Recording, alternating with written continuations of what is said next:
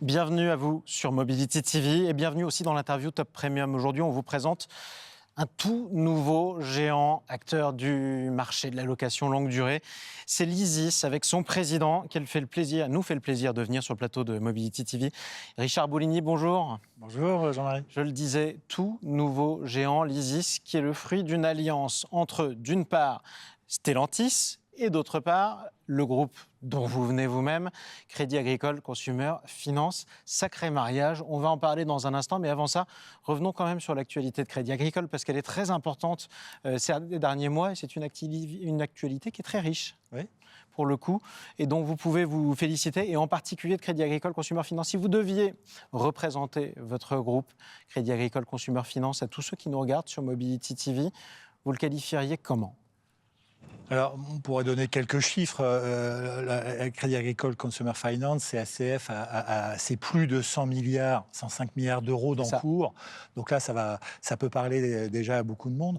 Et après, sinon, au niveau du business model, c'est une entité tournée vers le crédit à la consommation, dont le véhicule, le financement automobile fait partie, et qui, dans le cadre de notre plan triennal, devient le core business de l'entreprise. On a vraiment un mouvement stratégique très fort vers l'automobile, avec une ambition assez simple et avec laquelle on était allé au Mondial de Paris, Absolument. au Mondial de Paris, qui est devenir leader de la mobilité verte en Europe. Et l'actualité la plus récente, Richard Bouligny, c'est la naissance de cet acteur géant, l'Isis, mariage entre Crédit Agricole d'un côté, Stellantis de l'autre, objectif devenir le troisième acteur européen de la location longue durée.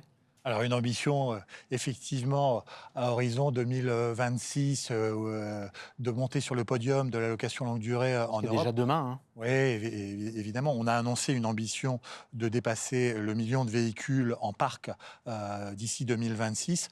Dès le premier jour, on est déjà sur un potentiel supérieur à 800 000 véhicules en parc, parce que l'Isis, c'est le nouveau l'Isis, c'est l'addition de l'ancien l'Isis, le lower longue durée des marques FCA, et de Free to Move Lease, le lower longue durée des marques Peugeot, Citroën. C'était donc un mariage, autant de raisons que d'amour, on peut le dire, puisque quand même, il y avait une logique à les voir se rassembler d'abord. Est-ce qu'il y a des corps de métiers différents, des cœurs de métiers différents dans les deux entités qu'on a mariées ou pas ? Est-ce que c'est une addition ou est-ce qu'il y a un mariage de compétences ? Les deux, en réalité, les deux, les deux s'additionnent, clairement. Les capacités s'additionnent, les réseaux s'additionnent. Les canaux de distribution de l'Isis sont l'ensemble des réseaux de toutes les marques de Stellantis. Donc tout ça s'additionne.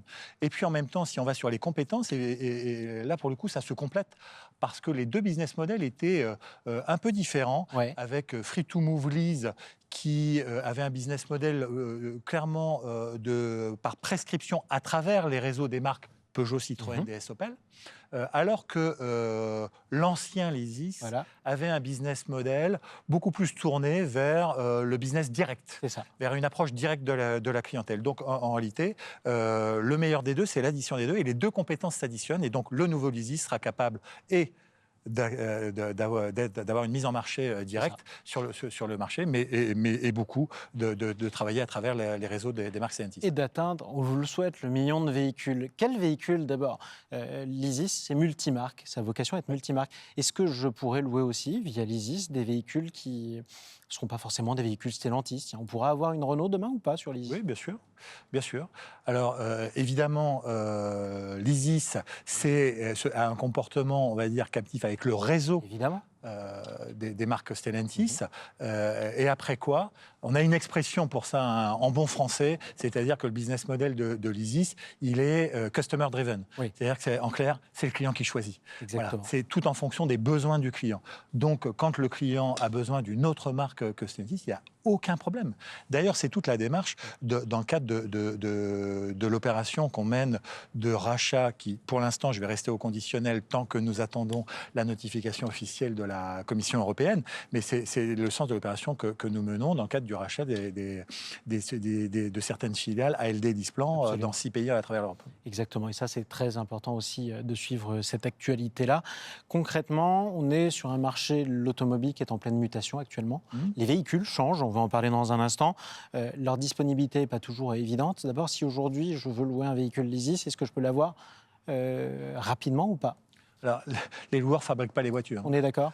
Donc ils les ont, vous n'avez pas de problème d'approvisionnement? Donc, on a les problèmes d'approvisionnement que tout client va avoir. Oui. Donc, après, comment on peut gérer les problèmes d'approvisionnement? C'est une question d'anticipation, de faire passer les commandes le plus en amont possible et de ne pas attendre le dernier jour de la location de véhicules précédents. Donc, tout est dans l'anticipation. Et pour l'instant, vous êtes présent évidemment sur ce front. Parlons maintenant de la typologie des véhicules. Vous le disiez, Crédit Agricole, dont vous venez, veut devenir un leader de la mobilité propre. Concrètement, comment se vendent-ils les véhicules Lysis aujourd'hui? À fin 2022, on était dans du quasiment 80-20. Voilà, 80% de véhicules électriques ou hybrides en parc et puis 80% de véhicules thermiques. Oui. Mais bon, l'électrique grandit à toute vitesse, c'est exponentiel. Gagne et en même temps que le thermique baisse. Est-ce qu'on a une projection de l'année à partir de laquelle vous pensez que la majorité des véhicules Lysis seront des véhicules dits propres? Je dis bien dit propre. Écoutez, non, moi, je n'ai pas la projection parce qu'une fois de plus, on est customer driven. Donc, voilà. on ne vend pas on suit le marché aux clients les voitures que nous, on a décidé de leur vendre. C'est le client qui choisit. Mais enfin, en tous les cas, vous avez pu suivre comme moi les annonces des constructeurs.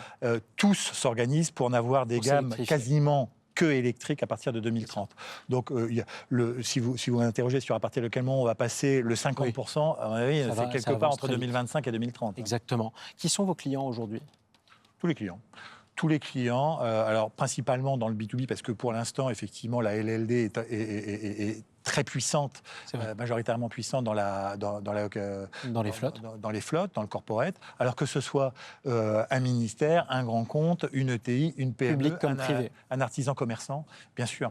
Nous sommes le loueur de tous les clients. Absolument tous les clients, du plus petit jusqu'au gros, ce sont des entrepreneurs ou alors des institutions, mais en revanche, ça... Du médecin au grand compte, et puis également, pourquoi pas, en passant par les particuliers, même si aujourd'hui, sur les particuliers, le marché est principalement encore sur la location avec option d'achat, notamment des pays comme la France. Mais voilà, c'est le signal qui monte le plus, ce qu'on appelle le private lease, donc la location longue durée particulière. Et ça commence effectivement à se développer beaucoup. Qui sont les concurrents, disons, pour lesquels vous avez le plus de respect? En tout cas, ceux qui sont les plus coriaces de votre point de vue? Non. Formulé comme ça, on a du respect pour tous les concurrents. Vous avez raison, vous respectez tout le monde. Du respect pour tous les concurrents. Les principaux acteurs de la location longue durée sont LeasePlan, ALD. On est d'accord. Là, bientôt, ça n'en fera plus qu'un. C'est ça. Semble-t-il. Arval, bien sûr, Alphabet, etc.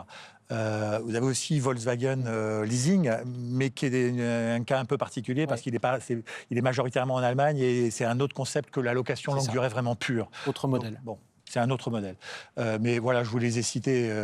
C'est principalement... et puis le numéro un de demain, sans conteste, sera l'ensemble ALD LeasePlan. Ce qui paraît logique. Aucun ne vous fait vraiment peur?